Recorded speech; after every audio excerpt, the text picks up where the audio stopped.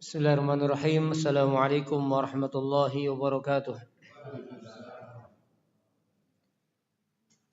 Alhamdulillahirabbil alamin.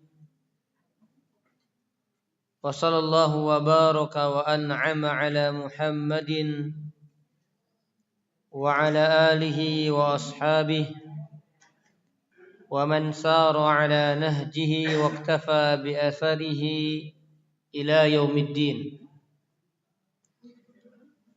قال الله تعالى في القرآن الكريم يا أيها الذين آمنوا اتقوا الله حق تقاته ولا تموتن إلا وأنتم مسلمون.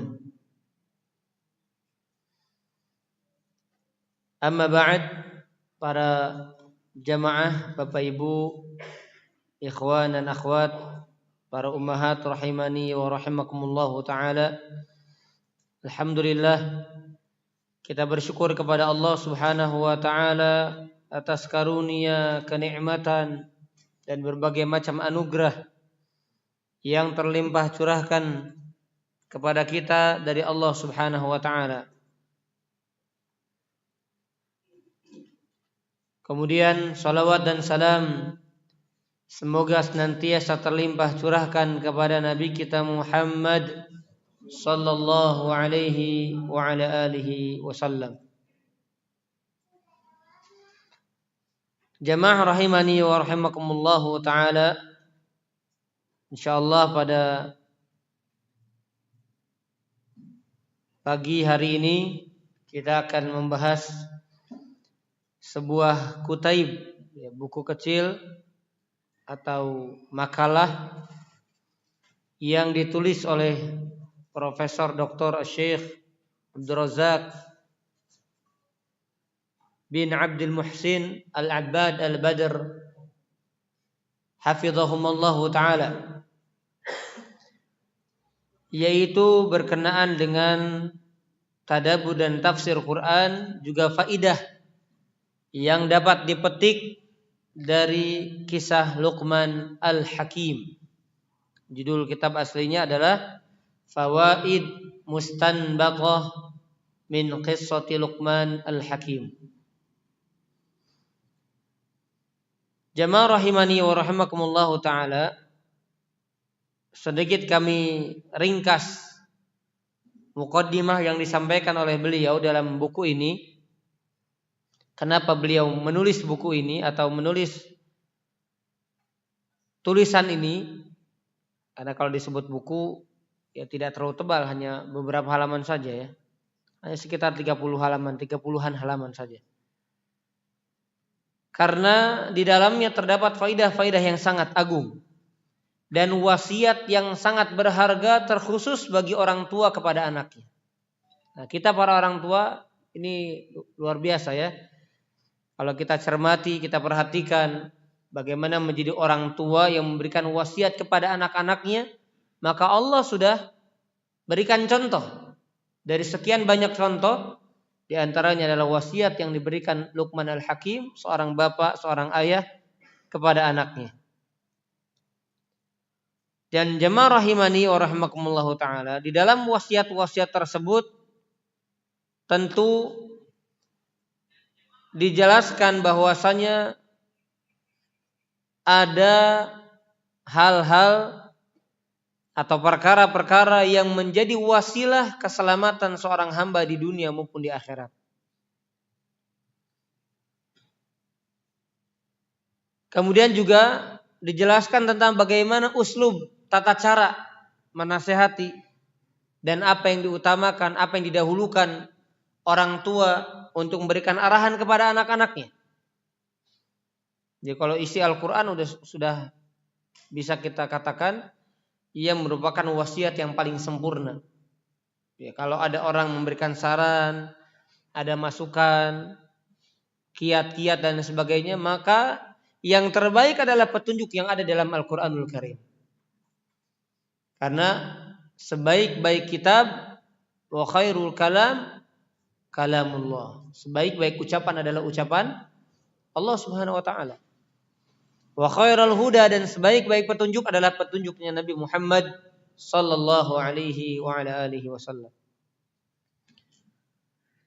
Baik, jamaah azanillahu wa iyyakum ajma'in, bisa dibuka barangkali ya agar kita bisa lebih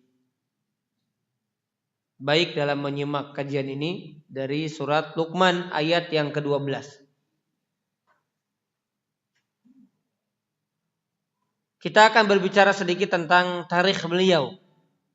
Siapa Luqman Al-Hakim ini sehingga Allah abadikan di dalam Al-Quran, bahkan salah satu nama suratnya dinamakan dengan nama beliau. Maka jamaah zanillahu wa iyyakum ajma'in, para ulama berbeda pendapat memang tentang Luqman Al-Hakim ini, karena sebagian ulama mengatakan beliau adalah seorang nabi.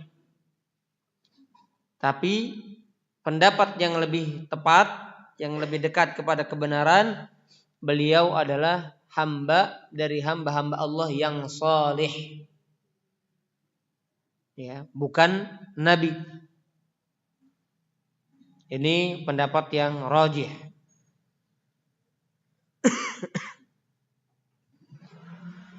Dan tentang silsilah beliau juga terdapat perbedaan pendapat.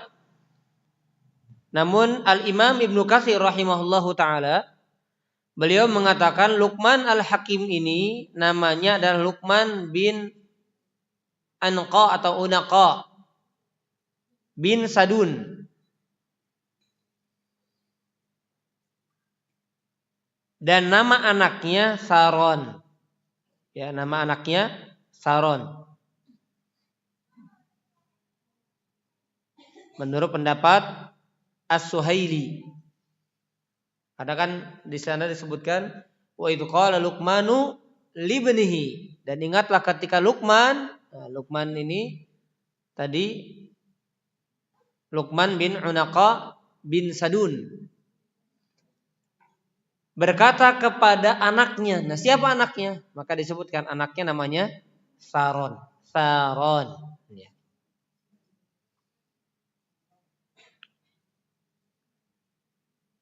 Kemudian jamaah rahimani wa rahimakumullahu ta'ala, Luqman ini berada di zaman siapa? Nah, siapa yang pernah dengar? Luqman ini adanya di zaman Nabi siapa? Siapa? Nabi Daud, Masya Allah. Jadi Luqman Al-Hakim ini seorang qadhi di zaman Nabi Daud alaihi salam. Yang dulunya beliau adalah seorang tukang kayu, najjar, tukang kayu.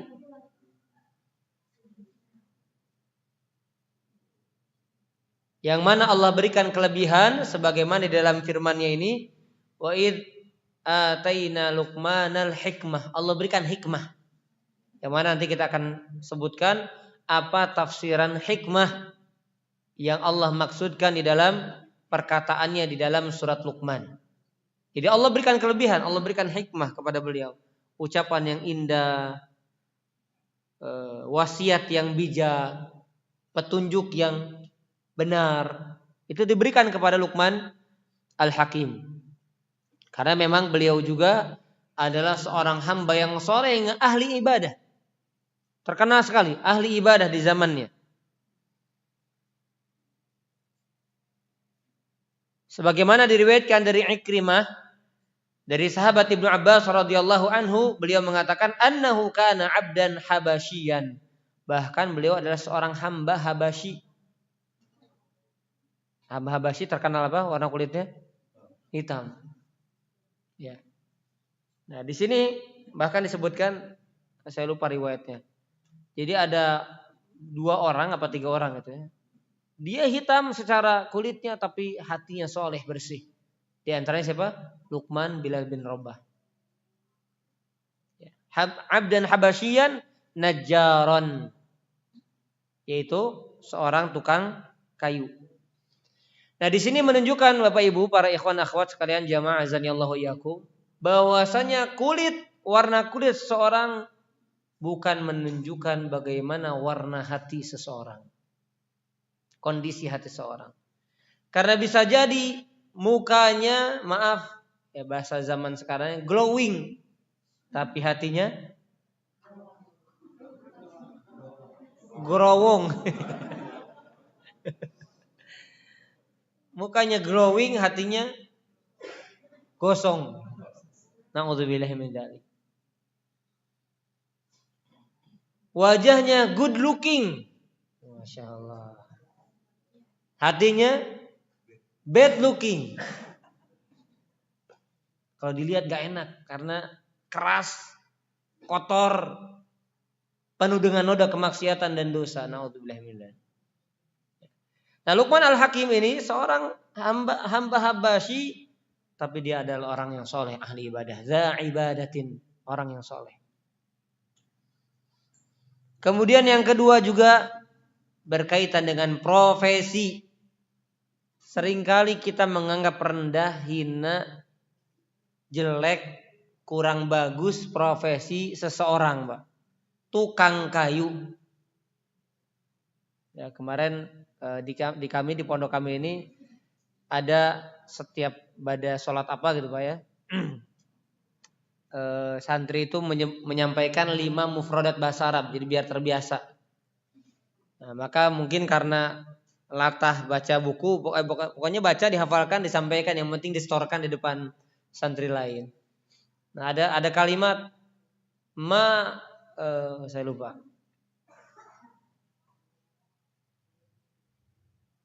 Malaka illa banna. Pokoknya gitu lah intinya ya. Engkau bukan siapa-siapa kecuali engkau hanya seorang tukang kuli bangunan. Saya langsung. Itu posisi lagi masih bangunan, kita di pondok ya, masih sibuk bangunan, dan saya ikut lagi ya. Langsung saya kasih tahu, emang kenapa jadi kuli, emang hinanya apa? Ya ini cuma ngafalin doang katanya. Yang penting setor. Ya tapi kan bahasanya Pak, coba kalau kita lihat dari bahasanya, bahasa positif atau negatif Pak? Bukanlah engkau kecuali hanya seorang kuli. Itu negatif. Kita ada wah gitu Pak, atau ada wih gitu Pak. Wih Pak, bukan wah. Wih, kuli doang gitu kan Pak ya. Nah ini hati-hati. Ini profesi tidak menunjukkan ketakwaan hati seorang hamba. Karena at-taqwa hahuna, kata Nabi. Takwa itu ada di dalam hati seorang hamba. Maka jangan kita yang punya jabatan bagus, posisi, derajat yang bagus Allah tinggikan di dunia, kemudian merasa itu karunia Allah yang menunjukkan kondisi iman dan takwa dia. Jangan pernah. Nah ini ditunjukkan Luqman Al-Hakim sudah hitam, tukang kayu, tapi Allah abadikan namanya, wasiatnya di dalam Al-Quranul Karim. Bahkan salah satu nama Al-Quran, salah satu nama suratnya namanya Luqman. Surat Luqman. Nggak ada surat kita Pak ya. Surat Ujang, surat ini nggak ada Pak. Surat Ece itu nggak ada Pak. Luqman Al-Hakim, Masya Allah. Pertama kulit, warna kulit, jangan pernah menganggap waduh kok gini gitu ya. Jangan. Kemudian profesi. Banyak orang-orang bertakwa dari orang yang punya profesi yang dianggap kerdil, kecil, rendah oleh kebanyakan orang, mayoritas orang. Baik, jamaah azanillahu wa iyyakum ajma'in, di antara sebelum kita masuk nanti pada wasiat-wasiat beliau dan juga faidah-faidah yang bisa kita petik dari beliau, intinya tidak banyak ya sejarah yang disampaikan karena para ulama sampai-sampai mengatakan walam nakif, kita belum dapatkan di mana wafatnya, tahun berapa tepatnya, dikuburnya di mana, itu nggak ada. Ya nggak disebutkan secara jelas. Intinya yang riwayatnya sahih bahwasanya beliau adalah manusia hamba yang soleh yang ada di zaman Nabi Daud alaihissalam, sebagaimana riwayat ini dikutip dan disebutkan oleh Al-Imam Ibnu Katsir rahimahullahu taala. Nah, ada satu wasiat yang pernah kami baca dalam sebuah kitab tafsir tentang beliau. Jadi beliau itu sempat menghilang, nggak ketemu banyak orang di sekitar beliau yang tadinya tinggal di tempat itu. Maka ketika di suatu hari ada seorang yang memang sebelumnya kenal dengan Luqman Al-Hakim ini, maka berjumpalah. Nah, sampai orang ini kaget, Luqman ini seorang tukang kayu tapi berubah jadi orang yang ya terlihat bercahaya, terlihat orang solehnya. Makanya Allah katakan kan wa id ataina Luqman al-hikmah. Allah kasih hikmah sehingga menjadi orang yang mulia. Maka orang ini kemudian meminta petunjuk, meminta nasihat, meminta masukan kepada Luqman Al-Hakim, karena dulu engkau bukan orang seperti ini. Gitu. Ya, maka akhirnya dihidangkan seekor kambing di depan Luqman Al-Hakim. Orang ini mengatakan, wahai Luqman, coba tunjukkan kepada kami dua, atau ditunjukkan pada kambing ini atau pada domba ini anggota fisik yang paling bagus, yang nikmat untuk dimakan. Bukan sekadar dimakan, tapi yang terbaik. Maka kata Luqman mengambil lidahnya Pak dari kambing itu dan hatinya, jantungnya. Setelah itu kemudian berkata lagi, coba tunjukkan kepada kami mana yang paling buruk dari anggota fisik dari kambing ini. Maka lagi-lagi Luqman mengambil bagian lidah dan jantungnya, hatinya. Maka kemudian jamaah azanillahu yakum ajma'in, ditanyakan, kenapa ketika aku minta yang terbaik dari sekarat daging itu engkau mengambil lidah dan jantung, kemudian juga ketika minta yang terburuk ambil hal yang sama? Maka kata Luqman Al-Hakim, karena barang siapa yang hati dan lisannya baik, maka seluruh anggotanya baik. Dan barang siapa yang lisan dan juga hatinya buruk, maka seluruh anggotanya buruk. Nah, ini dua anggota yang menjadi tolak ukur kebaikan dalam diri manusia. Nah, ini wasiatnya luar biasa ya dari Luqman Al-Hakim ini. Baik, kita masuk jamaah azanillahu yakum dalam pembahasan kita tentang faidah-faidah yang bisa dipetik dari kisah Luqman Al-Hakim.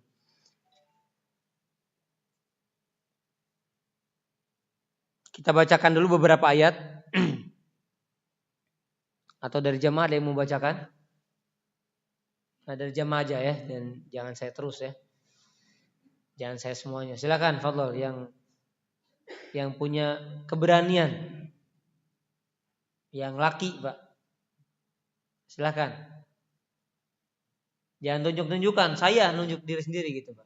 Fadhol, siapa yang mau baca 1 ayat, 2 ayat, kemudian baca terjemahnya.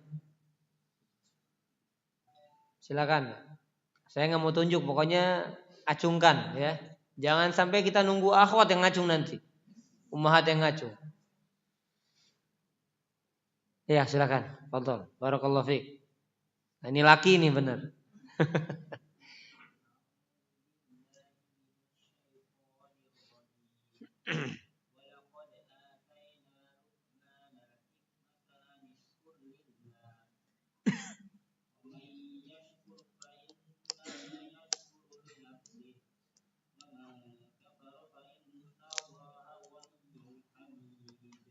Ya, artinya yang keras ya.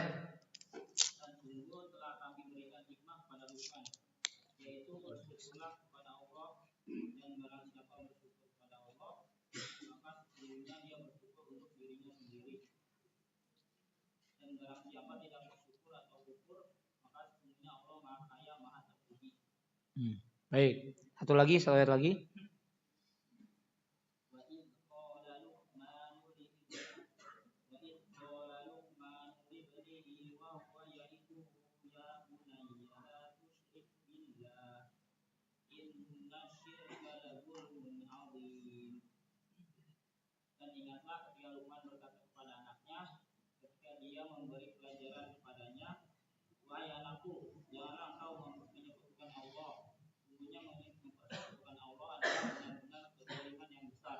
Baik, jazakallahu khairan, barakallahu fiik.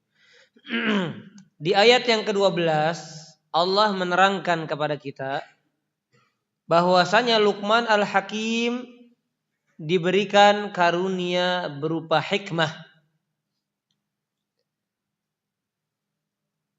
Maka faedah yang pertama yang bisa kita petik adalah bahwasanya hikmah itu karunia dan pemberian Allah semata, yang Allah berikan kepada siapa saja yang Allah kehendaki.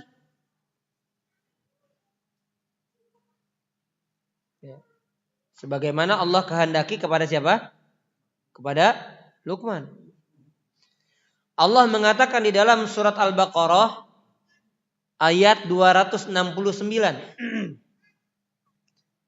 Kata Allah Subhanahu wa taala, "Yu'til hikmata man yasha' wa man yu'tal hikmata faqad utiya khairan katsira." Nah, ini ayatnya, Pak. Allah berikan hikmah, yu'til hikmah may yasha, kepada siapa saja yang Allah kehendaki.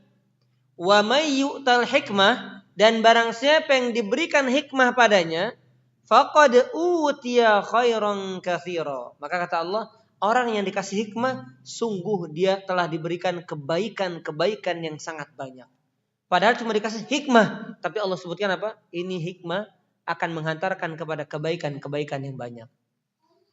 Nanti akan dirinci makna daripada hikmah.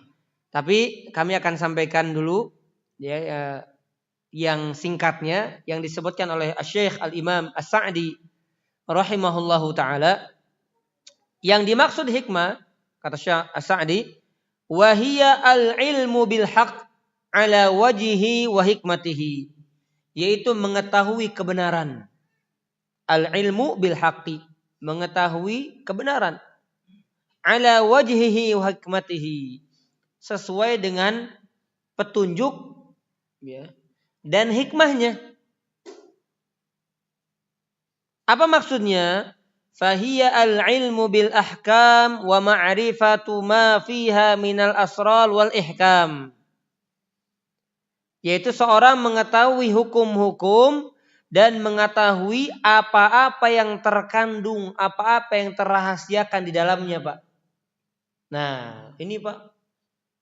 Karena begini Pak. Qad yakunul insan aliman wa laysa hakiman. Orang itu bisa jadi dia alim, tapi enggak bijak, enggak hakim, enggak Allah kasih hikmah. Ya Masya Allah, banyak ulama-ulama yang mereka menafsirkan ayat hikmah Allah menyebutkan ini maka begini Pak. Yang mana kita Pak kadang bahkan sering, bukan kadang Pak ya, sering kita baca Al-Quran kita paham, tapi apa hikmah di balik ayat tersebut kita nggak tahu. Betul nggak Pak? Berarti kita tahu, kita alim, tahu kita. Bukan alim maksudnya orang alim yang ahli ilmu ya. Kita tahu, tapi nggak tahu apa yang tersembunyi hikmahnya. Karena memang tersembunyi hanya Allah berikan kepada siapa saja Allah kehendaki.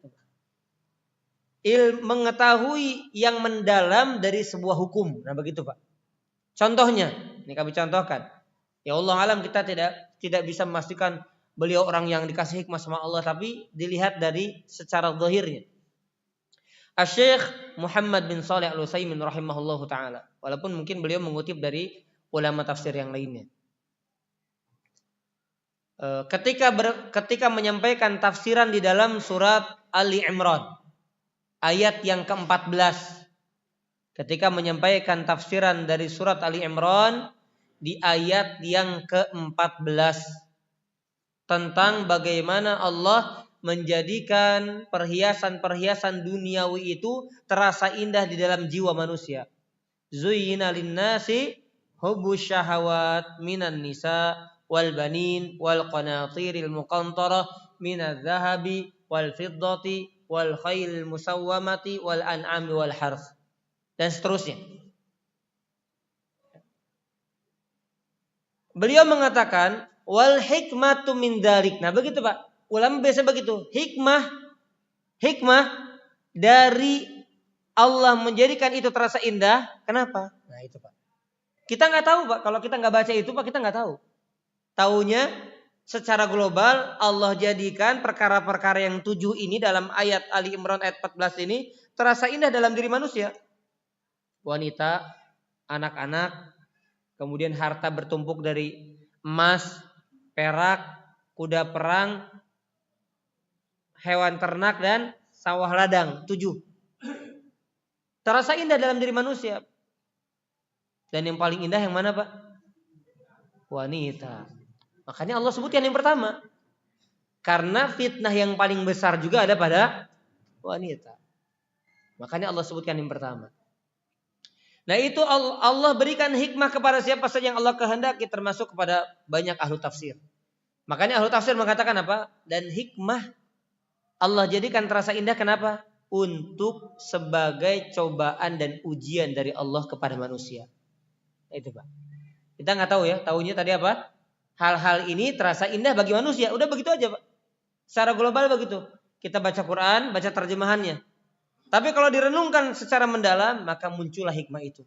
Dan itu hanya diberikan oleh Allah Subhanahu wa ta'ala kepada siapa? Yang Allah kehendaki. Bisa dipahami nggak Pak?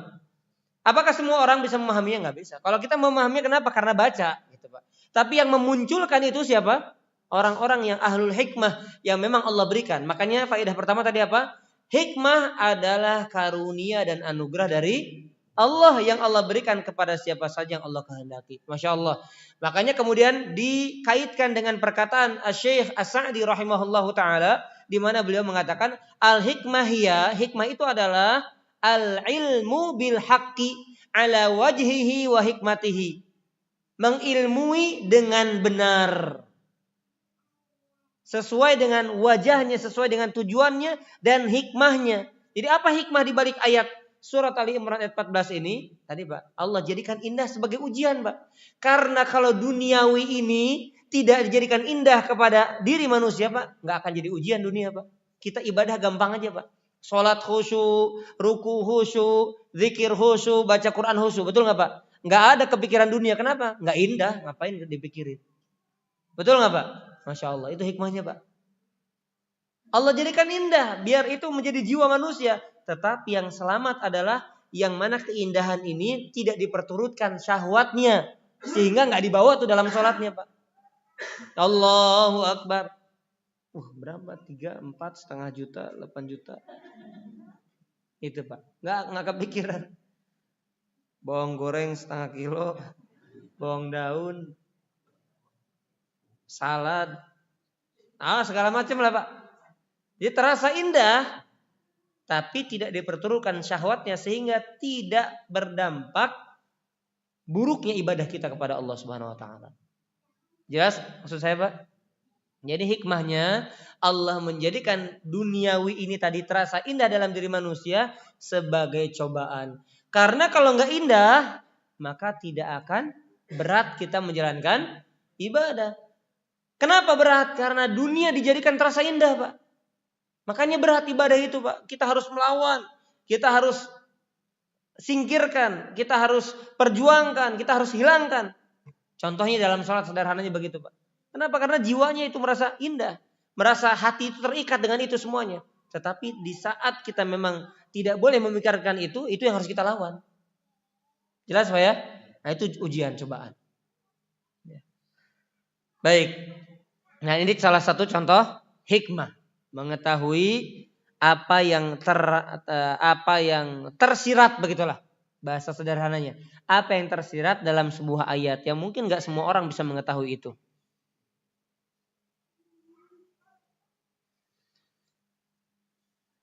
Dan hikmah jamaah azanillahu iyyakum mustalzimah lil ilmi. Jadi orang yang dikasih hikmah maka pasti dikasih ilmu. Kalau orang kasih ilmu enggak mesti dikasih hikmah gitu Pak.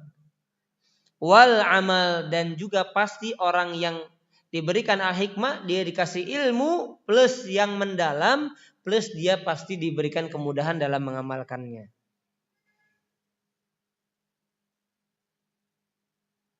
Sehingga tidak sedikit juga ulama kata Syekh As-Sa'di fassarat al-hikmah bil ilmin nafi'.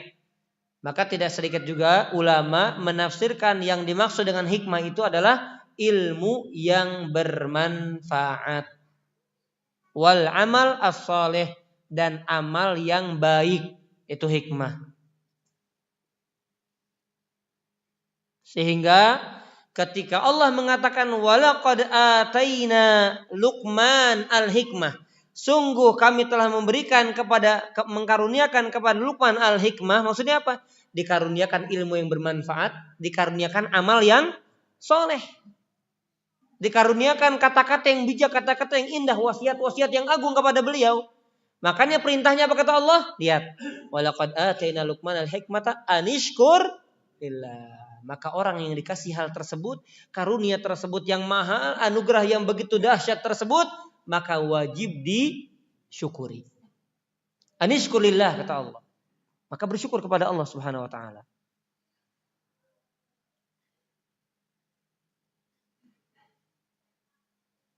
Baik, jamaah azanillahu iyyakum ajma'in.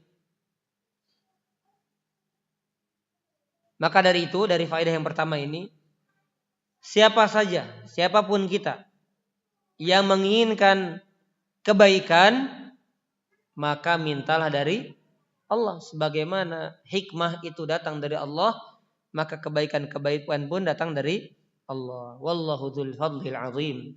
Dan Allah Maha memiliki karunia yang sangat besar, yang sangat luas. Maka minta sama Allah. Minta dengan kejujuran, minta dengan penuh ketulusan kepada Allah Subhanahu wa taala. Ini faedah yang pertama. Faedah yang kedua,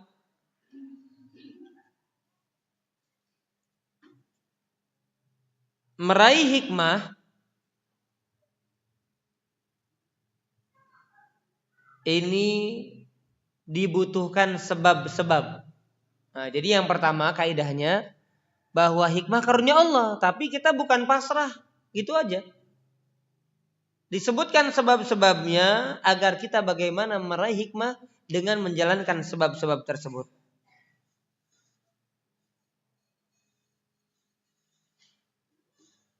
Maka barang siapa yang mencermati dan memperhatikan secara mendalam bagaimana kisah Luqman Al-Hakim, maka dia akan dapatkan bagaimana sebab-sebab Luqman itu menjadi orang yang diberikan al-hikmah. Nah, maka disebutkan di sini. Apa sebabnya? Pertama, annahu abdun soleh. Dia adalah hamba yang soleh. Gimana orang toleh tapi dikasih hikmah? Jadi kalau pengen dapat hikmah, maka kunci pertamanya adalah menjadi orang yang soleh. Muqbilun ala ta'atillah. Orang soleh berarti dia senantiasa berada di atas ketaatan kepada Allah Subhanahu wa taala.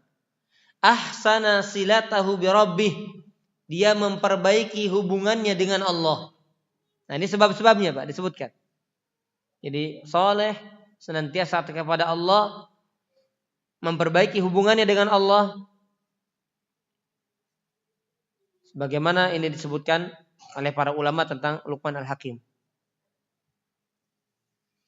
Kemudian juga apa? Sebagaimana disebutkan oleh Al-Imam Ibnu Katsir rahimahullah, wa kana qalil al-kalam katsir al-fikrah wa tadabbur. Nah, ini yang dilakukan Luqman ya.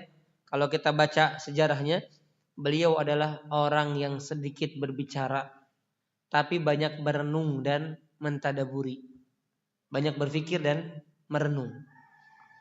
Jadi sedikit bicaranya tapi banyak merenungnya.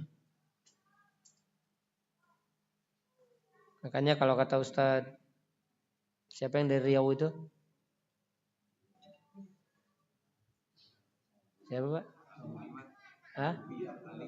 Iya, Ustadz Ali Ahmad ya. Antum jangan menganggap jadi Ustadz itu enak gitu. Bahkan antum yang bisa jadi jamaah yang bisa jadi lebih cepat ke surganya. Karena sedikit ngomongnya. Kalau Ustadz banyak ngomongnya. Dari tadi ngomong terus Ustadznya. Gitu ya. Nah tapi masalahnya kalau Anda nggak ngomong ya Anda nggak di sini gitu. Anda kan ceramah dipanggil di sini untuk ngomong gitu. Jadi jangan mengira jadi Ustadz itu gampang, enak. Ya karena bahayanya dua kali. Ketika ngomong bagus, retorikanya indah, dipuji orang, bisa rusak niatnya.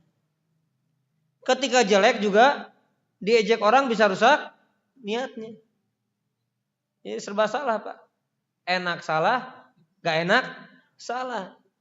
Jamaah aja yang benar gitu ya. Karena diem doang.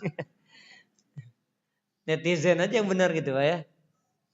Hanya netizen yang benar gitu ya.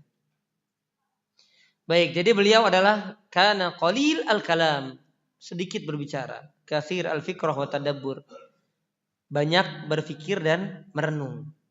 Wa kana yastafidu min majalisil khair, beliau banyak mengambil faidah dari majlis-majlis kebaikan. di orang-orang yang hadir di majelis ilmu mengambil faidah. Ini pun di antara qiyat dia mendapatkan hikmah dari Allah Subhanahu wa taala. Wa yahutsu 'alal istifadati minha. Beliau senantiasa mendorong orang untuk mengambil faidah dari majelis-majelis kebaikan.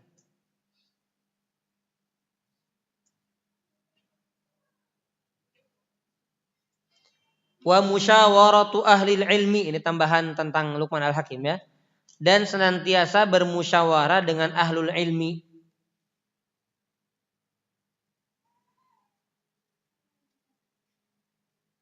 Ini yang dilakukan oleh Luqman. Maka sebagai kesimpulan, siapapun hambanya yang mengerahkan tenaganya dalam menggapai dan menjalankan sebab-sebab yang bermanfaat yang mendekatkan dirinya kepada Allah Subhanahu wa taala, maka insyaallah Allah akan berikan al-hikmah kepada orang tersebut. Ya, dengan izin Allah Subhanahu wa taala. Sebagaimana Nabi mengatakan apa? Ihris ala ma yanfa'uk. Bersemangatlah atas apa yang bermanfaat untukmu. Wasta'in billah, dan minta tolong sama Allah. Makanya tadi pertama minta sama Allah, minta yang banyak dengan jujur, kemudian jalankan sebab-sebab yang kedua. Dan ini ditunjukkan dalam hadis Nabi tadi ini. Ini hiris, berarti kalau ihris masuknya kategori yang mana? Poin yang kedua, kita menjalankan sebab-sebabnya. Wasta'in billah, berarti poin yang pertama. Bahwasanya karunia dari Allah, karena kita meyakini karunia dari Allah, kita minta kepada Allah dengan jujur, dengan benar.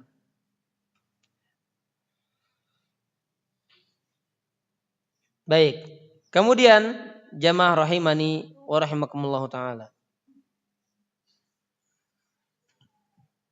Faedah yang ketiga,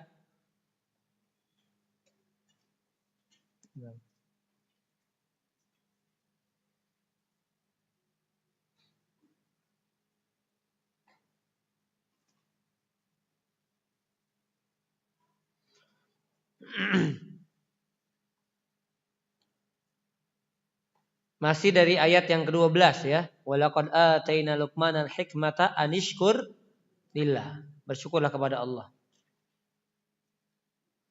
Pentingnya syukur nikmat dan besarnya dampak dari bersyukur. Jadi bersyukur itu penting dan agung dampaknya, hasilnya kalau kita bersyukur kepada Allah Subhanahu wa taala. Apa dampaknya? Baqaun ni'mah wa dawamiha wa namaiha wa ziyadatiha. Kalau kita bersyukur, maka dampaknya kebaikan yang akan didapatkan apa itu? Yaitu akan menetapnya nikmat tersebut pada kita. Kemudian apa lagi? Wa dawamiha, akan senantiasa selalu berada dengan kita. Wa namaiha wa ziyadatiha, dan tumbuh kembang nikmat itu untuk kita kalau kita bersyukur. Jadi bukan sekadar menetap kenikmatan itu, melainkan bertambah dan berkembang. Makanya kata para ulama, an-ni'matu idza syukirat qarrat, gitu Pak.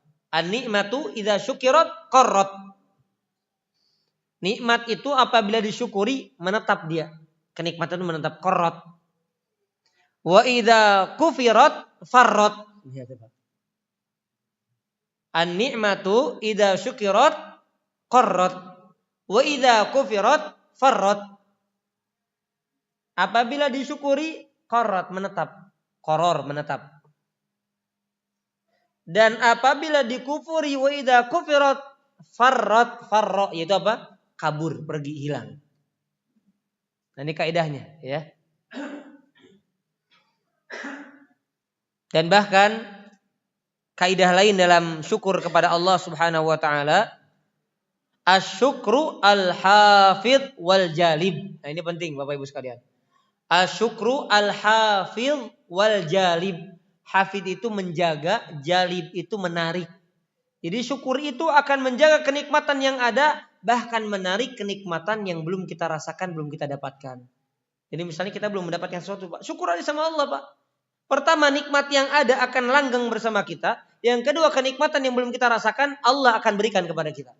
Itu kuncinya, Pak. Makanya bapak-bapak bersyukur punya istri satu ya. Syukuri sama Allah Subhanahu wa taala. Kenapa ketawa? Ibu-ibu saya nggak ada yang salah kan, Bu ya? Saya bilang bapak-bapak bersyukur punya istri satu. Bersyukur sama Allah. Apa yang salah? Kenapa diketawakan? Yang salah itu ini gelas kenapa nggak diisi jeruk lagi nih, Pak? Biasanya jeruk anget nih jadi nggak ada nih, Pak. Lupa apa panitianya?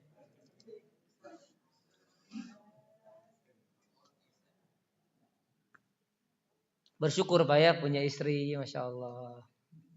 Syukuri Pak. Ibu-ibu jangan sensitif, saya nggak ngelanjutkan yang lain Bu.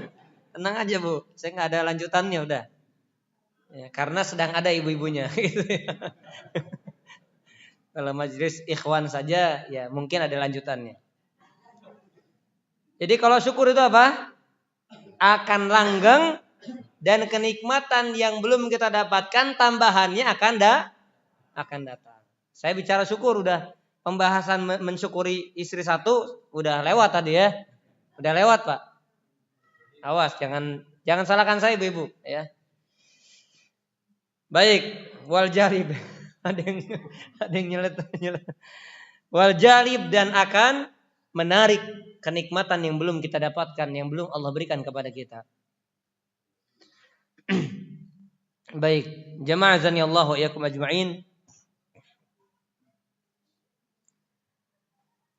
Faidah yang keempat, ini ada sekitar 50 faidah Pak ya. Insyaallah ada 50 faidah.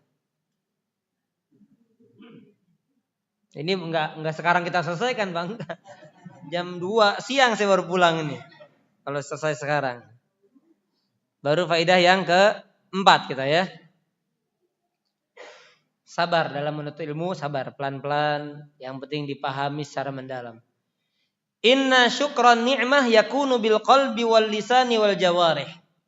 Sesungguhnya syukur nikmat itu tidaklah terrealisasi kecuali dengan hati, lisan dan anggota badan. Jadi syukur nikmat itu wajib direalisasikan dengan hati, kemudian lisan dan anggota badan.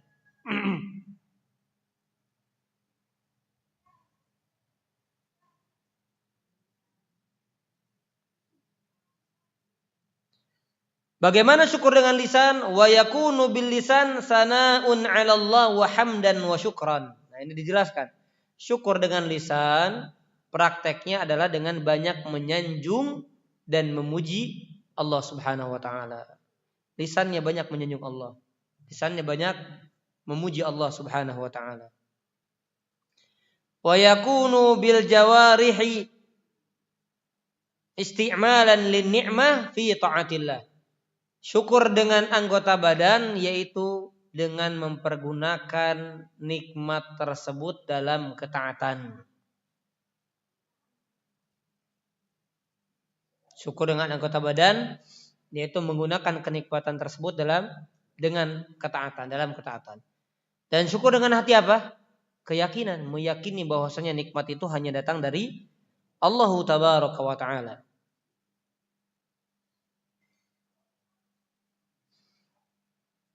Ini faedah yang keempat.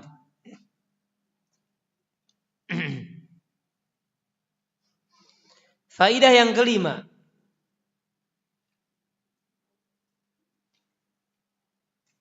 Nah, ini ada kita hubungkan dengan faedah yang keempat. Tadi yang keempat apa? Coba diingat-ingat. Apa? Syukur itu wajib direalisasikan dengan hati, lisan dan anggota badan. Wajib, berarti hukum bersyukur apa? Wajib. Nah, namun kita ingat di poin yang kelima, Allah tidak butuh kepada syukurnya kita. Jadi Allah perintahkan kita bersyukur, tapi Allah nggak butuh dengan syukur kita. Sama seperti halnya Allah tidak akan mendapatkan bahaya, madarat dari kufurnya kita. Jadi kalau kita bersyukur, Allah nggak dapat kebaikan dari syukurnya kita. Dan kalau kita pun kufur, Allah nggak rugi dengan kufurnya kita. Nggak pengaruh kufurnya kita kepada Allah Subhanahu wa ta'ala. Dan ini terbukti dari ayat ini, Pak. Ayat surat Luqman. Ketika Allah mengatakan anishkur lillah wa may yashkur fa innama yashkuru, sambil dibaca boleh, Pak. Fa innama yashkuru li nafsih. Bersyukurlah kepada Allah karena barang siapa bersyukur maka hanyalah syukur, kebaikan syukurnya itu kembali untuk siapa, Pak? Li nafsihi, dirinya sendiri, bukan kepada Allah. Jadi jangan anggap ketika kita menyanjung Allah, memuji Allah, kemudian Allah tambah kemuliaannya dengan kita memujinya, enggak. Tambah keagungannya, tambah kebesarannya, tidak sama sekali. Allah mengatakan, "Wa may yashkur fa inna ma yashkuru li nafsi." Untuk kebaikan dia. Saya yang wajibkan, tapi saya enggak butuh. Nah, ini cuma ada pada hak Allah saja, Pak. Saya wajibkan tapi saya enggak butuh. Kemudian apa kata Allah? "Wa man kafar." Barang siapa yang kufur, fa innallaha ghaniyyun hamid. Sesungguhnya Allah itu maha kaya dan maha terpuji. Apa maksud dari dua nama tersebut Allah sandingkan, Allah gandengkan? Coba ada yang bisa jelaskan? Apa maksud dari dua nama tersebut jadi penutup ayat surat Luqman ayat yang ke-12? Berbicara syukur, berbicara kufur, kemudian ditutup dengan ghaniyun hamid. Itu ada kaitannya, Pak. Karena ketika Allah menutup dengan nama, itu pasti ada kaitan dengan isi ayat itu. Pasti itu, Pak. Misalnya tentang taubat, ya, rata-rata apa? Innallaha kana tawwaba, innallaha kana ghafurur rahima. Kan begitu. Berarti ada kaitannya. Nah, apa kaitannya dua nama Allah ini dengan tadi perintah syukur dan juga kabar barang siapa yang kufur kepada Allah?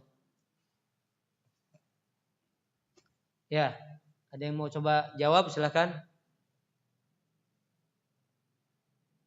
Sesungguhnya Allah maha kaya. Kan apa hubungannya, Pak? Allah maha kaya dan Allah maha terpuji. Nggak ada yang mau coba nih, nggak ada.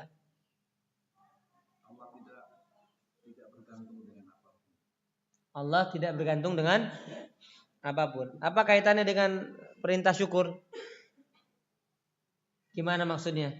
Coba diberikan penjelasan sedikit aja. Kan tadi Allah nggak butuh kepada syukur, kan begitu, Pak ya? Dan Allah tidak pengaruh kufurnya hamba. Nah, ditutup dengan ghaniyun hamid. Gimana itu, Pak? Bisa jelaskan? Ya, fadhal.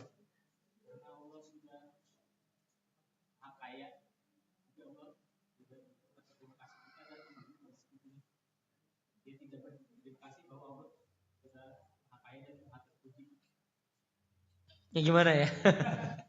Nggak apa-apa, muhawalah bagus ya, usaha yang bagus. Kalau bahasa Inggrisnya good job gitu ya. Muhawalah jaidah kalau bahasa Arab ya. Usaha yang bagus. Good job gitu ya. Jadi gini, Pak. Kaidahnya kalau ditutup dengan dua nama atau ditutup dengan nama Allah pasti ada hubungan, udah begitu. Itu pertama. Nah, kemudian perhatikan Allah berbicara syukur. Allah bicara apa? Kewajiban bersyukur. Kemudian Allah kabarkan syukur itu kembali kepada dirinya. Makanya kemudian kata Allah, innallaha ghaniyun, karena Allah enggak butuh. Allah maha kaya. Allah enggak butuh dengan syukurnya hamba. Dan apa hubungannya dikaitkan atau digandengkan dengan Hamid? Dengan Hamid, maha terpuji. Maksudnya apa? Sekalipun hamba itu kufur, Allah tetap terpuji. Itu maksudnya. Jelas, Pak ya? Jadi fa innallaha ghaniyun, Allah maha kaya, enggak butuh sekalipun Allah perintahkan usykuru lillah fa inna ma yashkuru li nafsihi, gitu kan? Anishkur lillah fa inna ma yashkuru li nafsihi. Kalian bersyukur, tapi apa? Innallaha ghani, tapi Allah enggak butuh kepada syukur itu. Hamidun wa man kafar. Nah, itu kaitannya, Pak. Dan barang siapa yang kufur, Allah tetap terpuji. Allah enggak jadi turun, Pak, derajatnya. Enggak jadi turun kadar kemuliaannya, kadar maha besarnya. kadar keagungannya turun, Pak, enggak ada. Kenapa? Hamidun, sekalipun orang-orang pada kufur sama Allah, Allah tetap terpuji. Ya. Nah, itu maksud dari bergandengan antara nama Allah Ghaniyun dan Hamidun dalam ayat ini.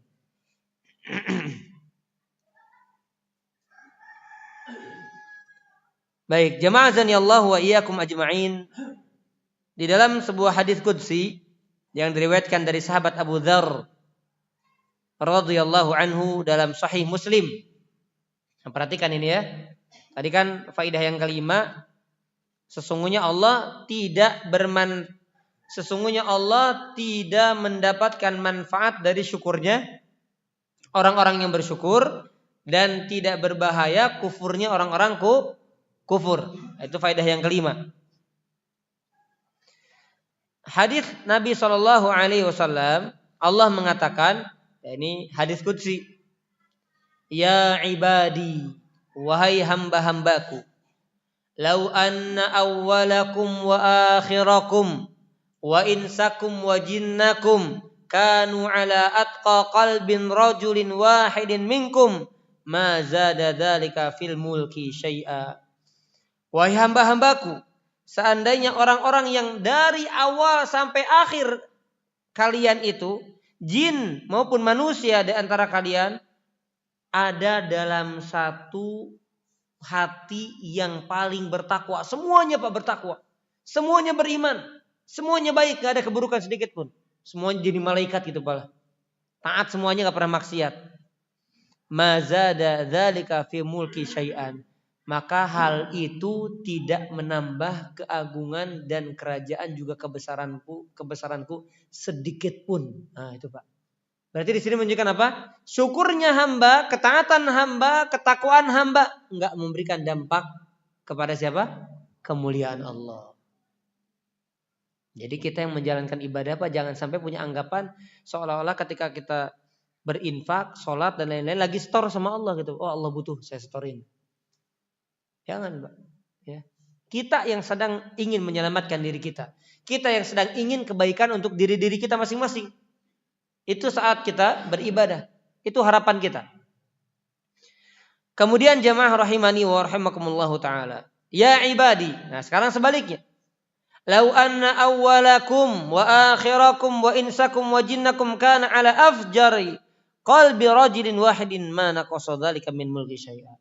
Wahai hamba-hambaku, seandainya orang-orang dari awal sampai akhir kalian yang pernah ada, dari bangsa jin dan bangsa manusia, semuanya dalam satu hati yang busuk, yang buruk, yang pendosa, yang jahat, maka itu pun tidak sedikit pun mengurangi dari keagungan kebesaran kerajaanku. Sedikit pun enggak.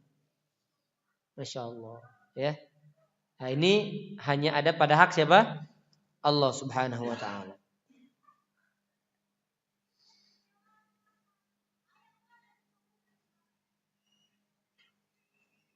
Jadi perlu kita camkan kembali Bapak Ibu sekalian, saat kita melakukan ketaatan, ingatlah kita sedang ingin menyelamatkan diri kita dengan izin Allah. Dan itu hanya sebagai sebab. Kita menjalankan hanya sebagai sebab untuk menggapai tujuan utama, itu apa? Ridho Allah, rahmat Allah yang menghantarkan kita masuk ke dalam surga Allah subhanahu wa ta'ala. Baik, yang keenam. Faedah yang keenam. Masih dari ayat yang ke-12.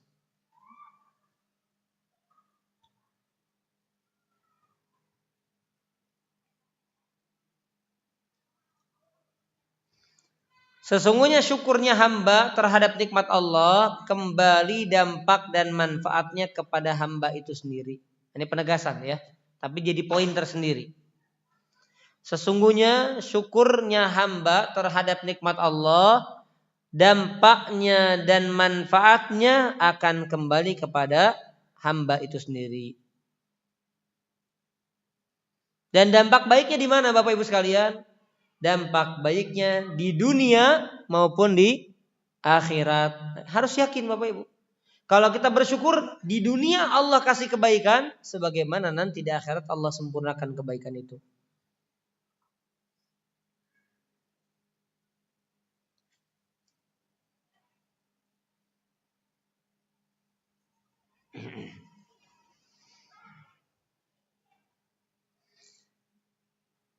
Yang ketujuh, masih dari faidah ayat yang ke-12.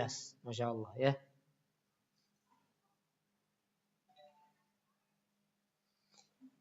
Beriman terhadap kesempurnaan kekayaan Allah yang mutlak. Beriman terhadap kesempurnaan akan kekayaan Allah yang mutlak.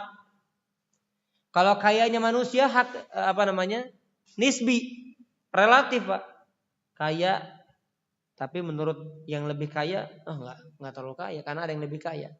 Tapi kalau kekayaan Allah mutlak karena semua yang ada di langit dan di bumi dan seluruh alam semesta milik Allah. Lillahi mulkus samawati wal ard. Allah yang memiliki kerajaan langit dan bumi.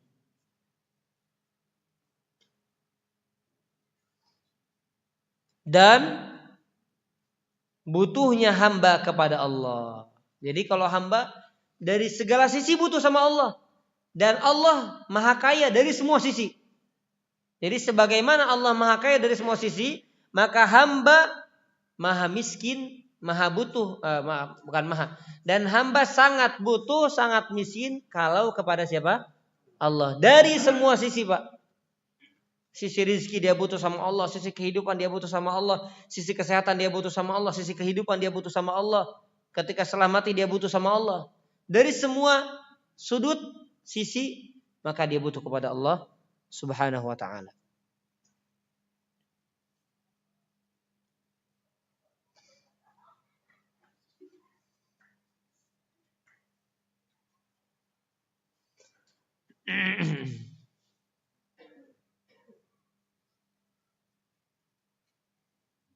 Baik, kemudian jamaah rahimani wa rahimakumullah taala. Faidah yang ke-8 masih dari ayat yang ke-12.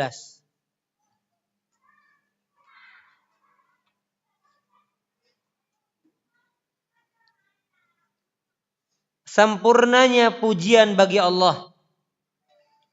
Sempurnanya pujian bagi Allah Subhanahu wa taala. Dan pujian untuk Allah itu berlaku juga untuk nama-nama dan sifat-sifatnya. Jadi Allah itu terpuji zatnya, Allah terpuji nama-namanya, Allah terpuji sifat-sifatnya. Bukan sekadar kita memuji Allah karena Allah kasih nikmat. Kan kalau Allah kasih nikmat kan perbuatan Allah, Pak. Tapi semua nama-nama Allah terpuji. Semua perbuatan Allah terpuji. Zat Allah terpuji.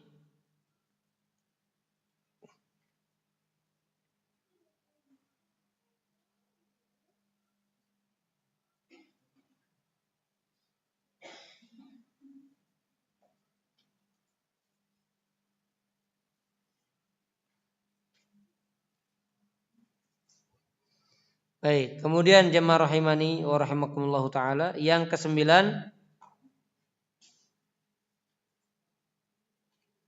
nah ini yang terakhir ya.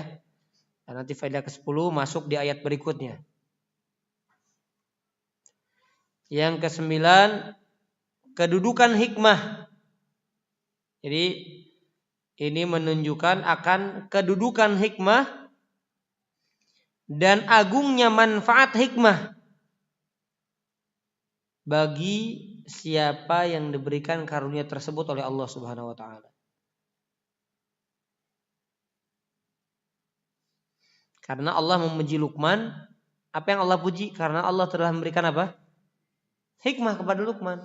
Sehingga siapapun yang diberikan al-hikmah oleh Allah Subhanahu wa taala, maka ini menunjukkan dia orang yang dimuliakan oleh Allah. Karena tidaklah kemuliaan kecuali diberikan kepada orang yang mulia.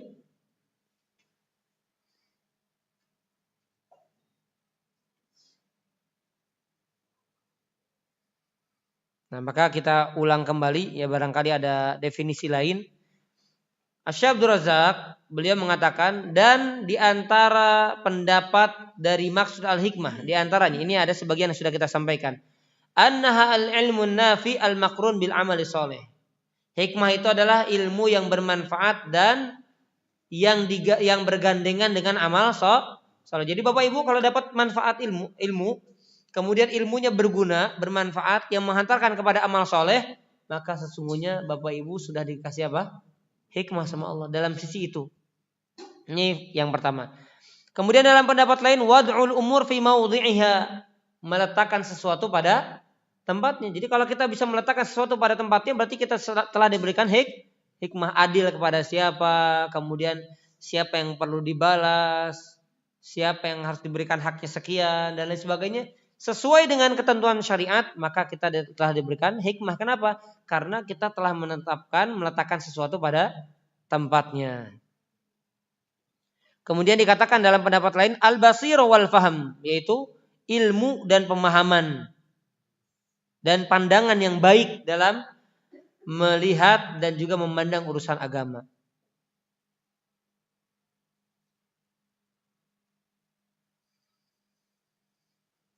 Baik, Allahu a'lam bishawab. Ini dulu mungkin yang bisa disampaikan. Ya, kalau tidak pertanyaan bisa dilanjutkan sedikit lagi, tapi barangkali ada yang ingin tanyakan, kami persilahkan. Allahu a'lam bishawab.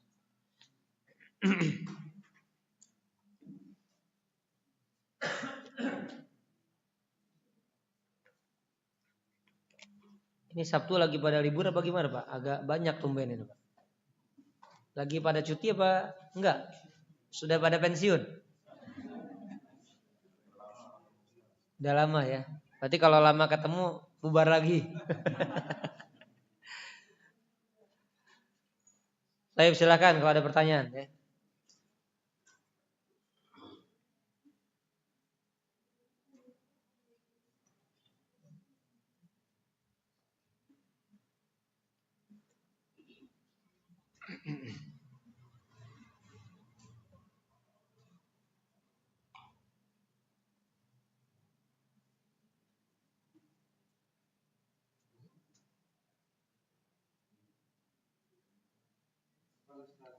Silakan Pak.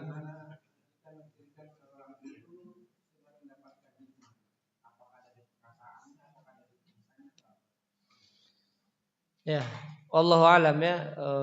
Untuk memastikan kita tidak tahu perkara batin, makanya kita hanya bisa menilai yang zahir.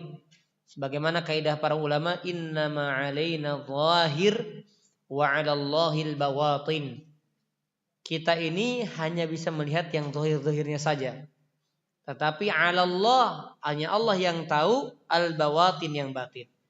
Maka kalau kita lihat definisi dari kata al-hikmah, secara zahir kita lihat manusia, misalnya dia punya ilmu yang bermanfaat, kemudian dia soleh, dia beramal soleh dengan ilmunya, maka kita katakan Allah telah berikan hikmah kepada orang tersebut. Boleh, ya insya Allah. Tapi kita nggak pastikan, oh ini pasti solehnya. Kita nggak tahu takwa seorang dalam hati, kita nggak tahu. Ada orang biasa-biasa saja, ternyata di hadapan Allah dia adalah hamba yang soleh. Sebagaimana siapa? Uwais barangkali Al-Qarni, dianggap orang biasa saja, tapi ternyata orang yang dikenal di langit, orang yang soleh. Jadi kita kalau secara zahirnya memang baik, kemudian kita kasih rekomendasi tazkiyah, maka boleh. Tapi kemudian tidak boleh kita pastikan ini orang seperti Luqman Al-Hakim yang sudah dikasih hikmah. Tidak seperti itu. Wallahu a'lam bishawab. Dan kita bersyukur Pak, ketika misalnya niat kita lurus, gitu Pak, niat kita lurus, kemudian dapat ilmu bermanfaat, ilmunya menghantarkan dan mewariskan kepada amal soleh, kita bersyukur, oh ini barangkali hikmah yang Allah berikan kepada saya. Disyukuri ya. Beda syukur, senang, bahagia dengan bangga. Oh, saya beramal soleh nih. Nah beda Pak. Tapi dia bersyukur kepada Allah yang telah memberikan ilmu bermanfaat yang menghantarkannya kepada amal soleh. Wallahu a'lam bishawab. Silakan Pak.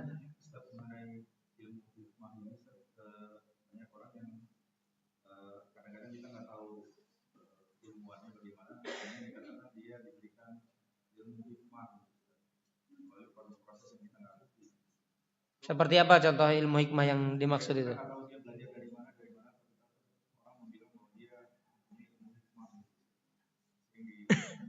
Oh, di masyarakat begitu ya?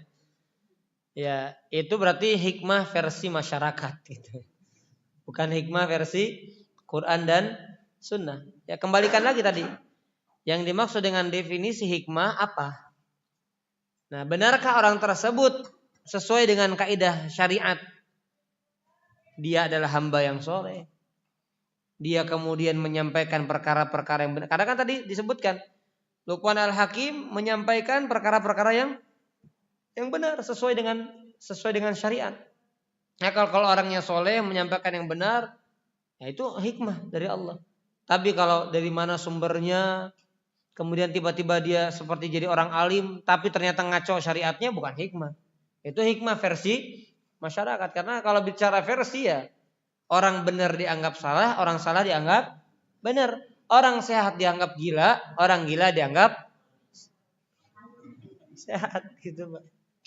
Kan begitu kalau kita menyimak dan mendengar netizen itu kan begitu. Ya, Nabi aja dianggap orang gila, sahir, majnun, penyihir dan orang gila. Padahal yang terbaik di atas permukaan bumi ini gitu. Yang justru kayak orang gila dianggap sehat. Padahal ngarang-ngarang ngawur tapi dia dianggap sehat, dianggap ahlu hikmah gitu.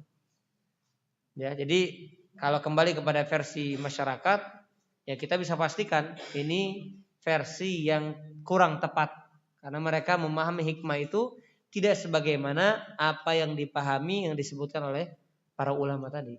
Gitu Pak. Apalagi tadi orangnya nggak jelas belajar di mana tiba-tiba hikmah ya nggak bisa dibenarkan.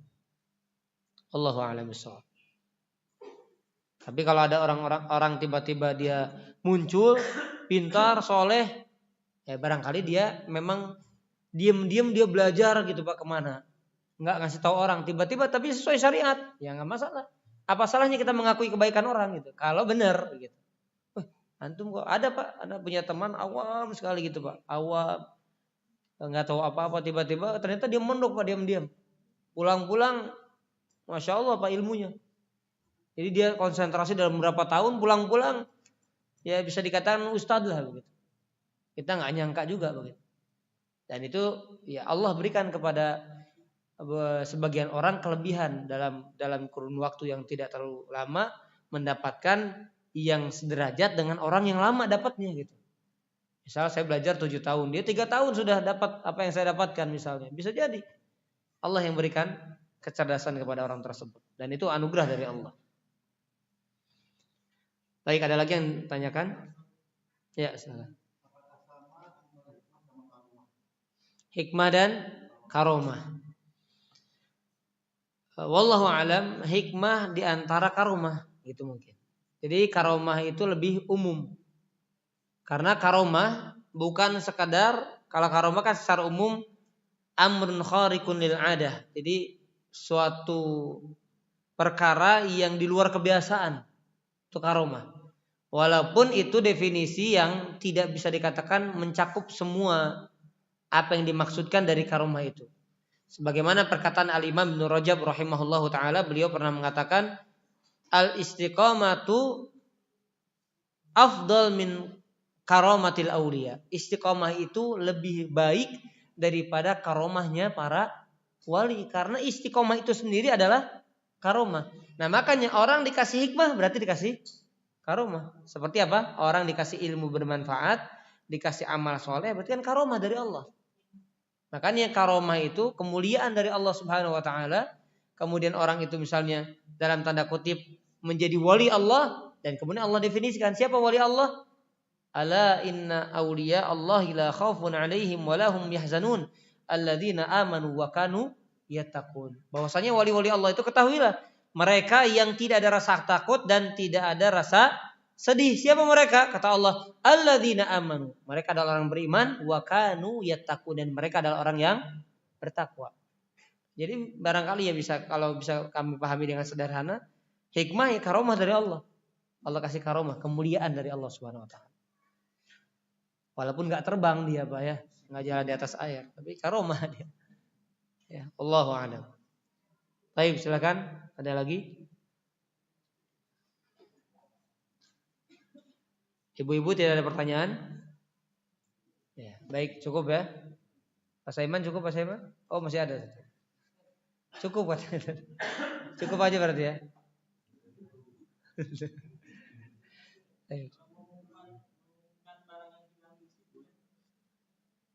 Tadi ya seperti tadi mungkin diumumkan gitu, misalnya khawatir. Kalau kita bicara hadisnya nggak boleh, ya, tapi mungkin nggak tahu tadi ya, khawatir keburu hilang gitu ya. Jadi kalau mau diumumkan maka irsyadud dol itu namanya ya, mengumumkan barang hilang atau kita mencari barang hilang. Kita mengumumkan atau bahkan mencari, misalnya kita cari Bapak Ibu ada yang lihat barang saya enggak misalnya. Itu misalnya dilakukan di luar, nanti DKM yang mencarikan. Itu boleh. Atau diumumkan di luarnya. Kalau di dalam maka enggak boleh. Ya, kalau di dalam maka tidak boleh. Tapi kalau misalnya dalam rangka hanya bertanya seperti misalnya, ini dompet antum bukan? Ini kunci antum bukan? Mungkin tadi maksud Pak Mardi mungkin begitu. Ya mungkin ya. Maka tidak masalah. Misalnya Anda jatuh, Pak. Nggak mungkin kan? Anda nggak boleh cari barang hilang. Anda tinggalkan aja. Tawakal Allah. Nanti kalau hikmahnya ini datang sendiri, enggak? Ya kita cari. Oh ini di sini ketinggalan. Boleh, nggak masalah. Kemudian bertanya, ini punya antum bukan? Misalnya, ya langsung bertanya begitu, nggak masalah. Tapi kalau diumumkan, Bapak Ibu ada kunci yang ketinggalan. Ini barangkali ada yang kehilangan, merasa kehilangan, tolong sampaikan kepada kami, itu nggak boleh. Ya, Allahu a'lam bishawab. Baik, demikian mungkin Bapak Ibu sekalian yang dapat kami sampaikan. Insyaallah kita lanjutkan lagi. Terakhir tadi sampai 9 ya.